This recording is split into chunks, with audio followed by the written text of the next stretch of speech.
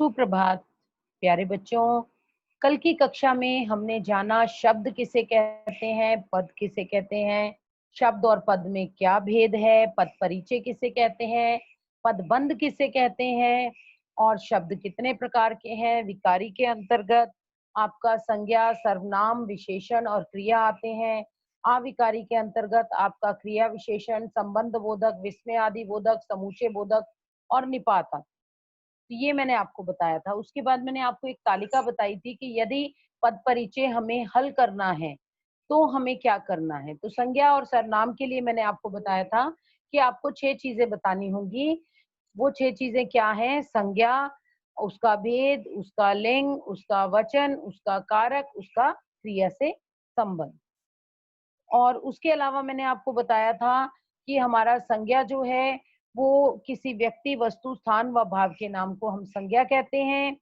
संज्ञा जो है उसके प्रकार बताए थे कि 3 प्रकार की संज्ञा होती है।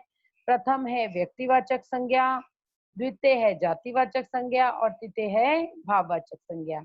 अब जो व्यक्तिवाचक संज्ञा है उसमें किसी प्रॉपर नाउन, जिसको आप कहते हो, किसी व्यक्ति का प्रॉपर नाम, किसी जगह का नाम, जैसे राम लड़के का नाम हो गया, भारत कंट्री का नाम हो गया, गंगा नदी का नाम हो गया। ठीक है, पर्टिकुलर प्रॉपर नाउन। ठीक है, तो अब मैंने कहा लड़का। अब अगर भाववाचक में मैं कहूंगी राम, अगर भाववाचक में मेरे को उसको जातिवाचक में कहना है तो मैं कहूंगी लड़का। और भाववाचक में मुझे अगर उसको भाववाचक में अगर मुझे उसको कहना है तो मैं कहूंगी लड़कपन। ठीक है, तो आप समझे होंगे कि किस तरीके से हमने भेद किया।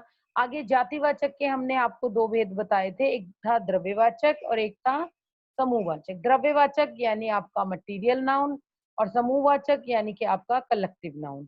तो द्रव्यवाचक के अंतर्गत जो आपका बेटा है, द्रव्यवाचक में जैसे दूध, पानी, ठीक है, तेल, ये सभी चीजें आती हैं। और आपका समूहवाचक के अंतर्गत क्या आता है?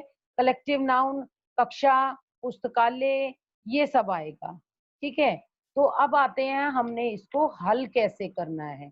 मैंने आपको कारक की टेबल भी बताई थी। मैंने आपको कहा था कि कारक को आप याद करेंगे, उसको गा गा के याद करेंगे तो आपको याद हो जाएगी। कैसे गाना है उसको? कर्ता ने कर्म को करण से, साधन के रूप में, अपादान से, पृथकता के भाव से, संप्रदान के लिए को, अधिकरण में, पर, संबंध का, के, की, ना, ने, नी, रा, रे, री, संबोधन हे, ओ, अरे। तो ये टेबल आपको याद करनी थी। अब देखिए ये सारी चीजें हमने आपको बता दी। अब इसको हल कैसे करेंगे उस पर ध्यान देना है हमें। तो करीम ने छोटी बहन के लिए मिठाई खरीदी। समझिएगा, रेखांकित किया गया है करीम। ठीक है, अब करीम क्या है? संज्ञा है। कौन सी संज्ञा है? व्यक्तिवाचक संज्ञा है। कौन सा लिंग है? पुल्लिंग है।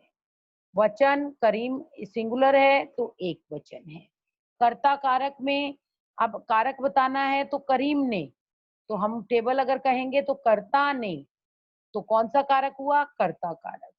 कर्ता कारक हुआ। ठीक है, अब उसका क्रिया से संबंध बताना है।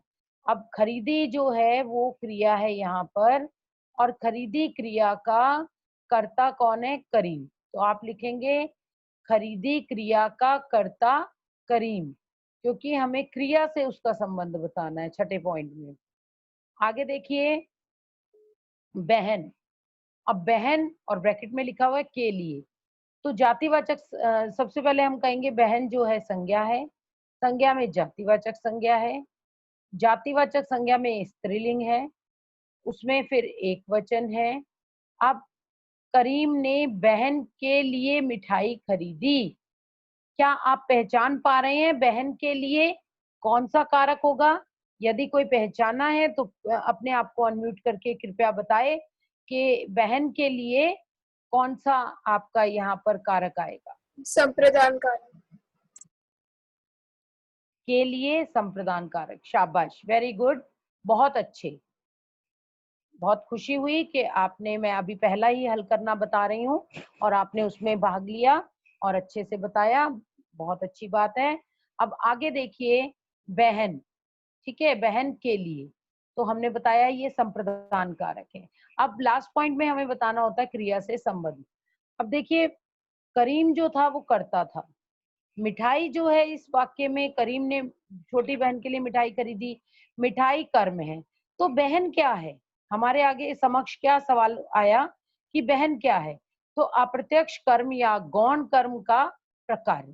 तो हम लिखेंगे बहन क्या है, हम लिखेंगे खरीदी क्रिया का अप्रत्यक्ष कर्म। ठीक है, खरीदी क्रिया का अप्रत्यक्ष कर्म, अप्रत्यक्ष की जगह गौण कर्म भी लिख सकते हो आप। गौण कर्म कौन है, कौन है, बहन। ठीक है, तो आगे देखते हैं मिठाई। अब मिठाई क्या है, मिठाई बेटा आप कहोगे कि संज्ञा है, जातिवाचक संज्ञा है, स्त्रीलिंग है, एक वचन है। अब मिठाई, मिठाई इज अ ऑब्जेक्ट, तो मिठाई ऑब्जेक्ट है, कर्म है, तो हम क्या कहेंगे, कर्म कारक है। और इसमें मुख्य जो मिठाई है वो कर्म का कार्य कर रहा है। क्रिया खरीदी का कर्म है मिठाई, ऐसे लिखेंगे आप। आगे चलते हैं, अगली स्लाइड पर देखेंगे।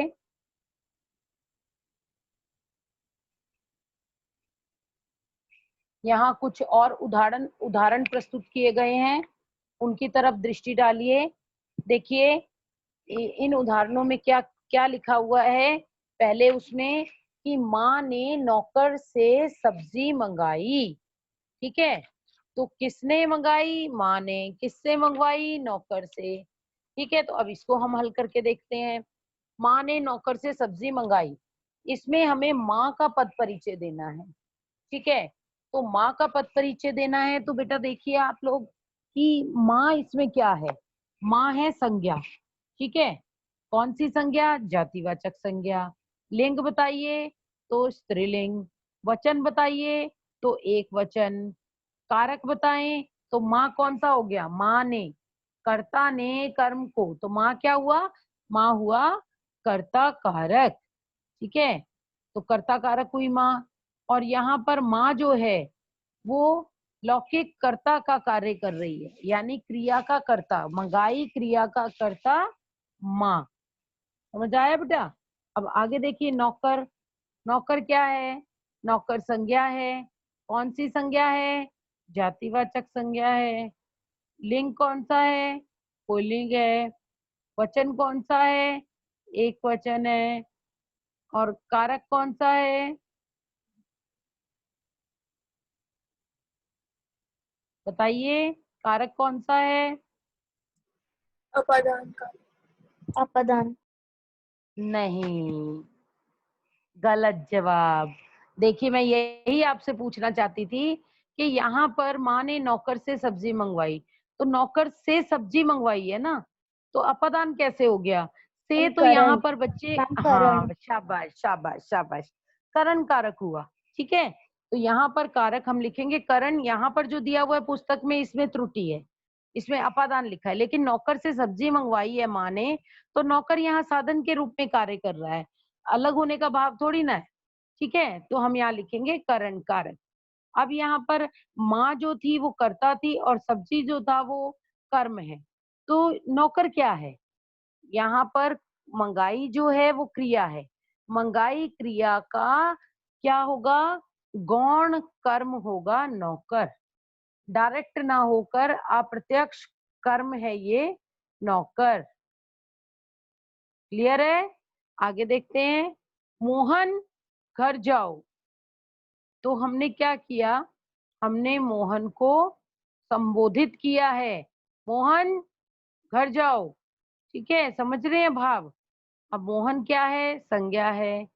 कौन सी संज्ञा है, व्यक्तिवाचक संज्ञा है। कौन सा लिंग है, पुल्लिंग है। कौन सा वचन है, एक वचन है। कारक कौन सा होगा,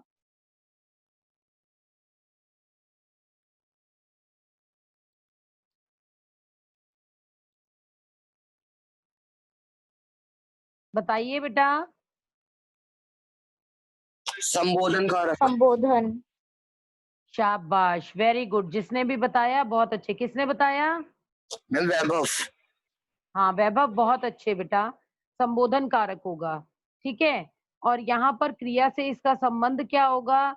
घर जाओ। अब देखो, घर जाओ जो है,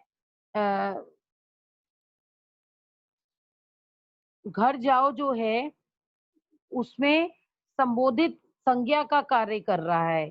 ये मतलब संबोधित कर रहे हैं ना हम इसको, तो संबोधित कर संज्ञा का कार्य कर रहा है। तो अब आगे देखते हैं हम घर। घर क्या है बेटा? घर संज्ञा है। कौन सी संज्ञा है? जातिवाचक संज्ञा है। लिंग कौन सा है? पुल्लिंग है। वचन कौन सा है? एक वचन है। कारक कौन सा है? अब घर देखो कौन सा कारक होगा? मोहन, कर्म। घर जाओ। हाँ ठीक है, बिल्कुल शाबाश। ठीक है, बिल्कुल सही। तो कारक कौन सा हुआ? कर्म कारक। ठीक है, तो यहाँ पर हमने कहा घर जो है वो ऑब्जेक्ट के रूप में था, तो हमने कहा कर्म कारक। अब घर जो है वो एक प्लेस है, स्थान है। ठीक है, और जाओ जो है वो क्रिया है।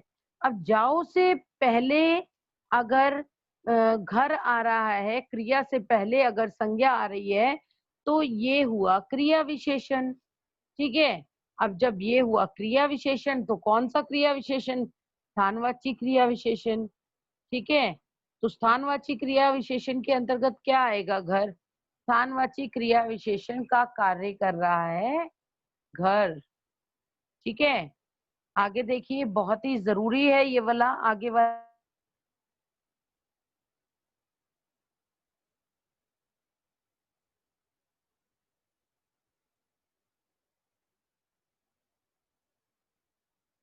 आपको जानकारी होगी नियमों की तो आप भ्रमित नहीं होंगे। यदि आपको जानकारी होगी नियमों की तो आप भ्रमित हो जाएंगे। ठीक है, तो अब देखिए यहाँ पर ये लिखा हुआ है, वह तो विभीषण है, अपने भाई को ही धोखा दे दिया। ठीक है, अब वह तो विभीषण है। अब विभीषण यहाँ पर व्यक्तिवाचक नहीं होगा बेटा। विभीषण यहाँ पे जो प्रयोग किया जा रहा है वो पूरी जाति को संबोधित किया जा रहा है। ठीक है, तो पूरी जाति को संबोधित किया जा रहा है विभीषण के नाम पर, तो हम क्या कहेंगे कि विभीषण जो है वो जातिवाचक संज्ञा है। संज्ञा और संज्ञा में जातिवाचक संज्ञा, और लिंग पुल्लिंग, और वचन एक वचन, और कारक कर्म कारक, और पूरक का कार्य कर रहा है। ठीक है, जैसे यहाँ पर दिया ना कि वह तो विभीषण है, अपने भाई को ही धोखा दे दिया, तो यहाँ पर क्रिया क्या हुई? धोखा दे दिया। तो विभीषण का उससे क्या संबंध हुआ बेटा? वो पूरक का कार्य कर रहा है विभीषण। अब देखिए भाई, भाई क्या हुआ? संज्ञा। कौन सी संज्ञा? जातिवाचक संज्ञा। लिंग कौन सा? पुल्लिंग। वचन कौन सा? एक वचन। ठीक है, कारक कौन सा? कोई बताएगा मुझे कारक क्या होगा विभीषण का? कर्म कारक। शाबाश, कर्म कर्म कारक। कारक। क्योंकि यहाँ पर वह जो है वो कर्ता कारक है, इसीलिए आगे वाला जो है वो कर्म कारक होगा, क्योंकि वह करता है। ठीक है, तो यहाँ पर कर्म कारक आ गया। अब क्रिया से संबंध की बात आती है, तो अप्रत्यक्ष कर्म का कार्य। ठीक है, अप्रत्यक्ष रूप से ये कर्म का कार्य कर रहा है, यानी इसको आप कह सकते हैं गौण कर्म। ठीक है, तो प्यारे बच्चों, हमने यहाँ तक अभ्यास किया, 4 प्रश्न तक, और आशा करती हूँ आप थोड़ा बहुत समझे होंगे कि कैसे हमने इन प्रश्नों को हल करना है, कैसे संज्ञा पदों का हमने पद परिचय देना है। ठीक है, तो आपका बहुत बहुत धन्यवाद। कल की कक्षा में फिर मिलेंगे।